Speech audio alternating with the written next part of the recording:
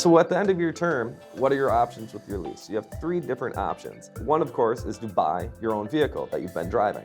That is what that residual value is. That $29,040 is your purchase option at the end of your lease. You could either pay cash, we could finance that.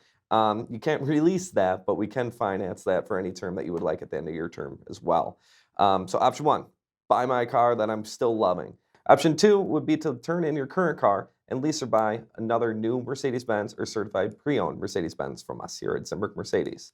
Your third option is to completely turn in the keys and walk away from that lease. If you do walk away from that lease, they will charge you what they call a disposition fee, which is charged by every single leasing company that is out there. And that's basically just a turn-in fee for them to come do an inspection on the vehicle and then take that car off to auction or offer to other dealers for their lots. Now, that disposition fee in this case would be one more payment at $458 to turn in that vehicle.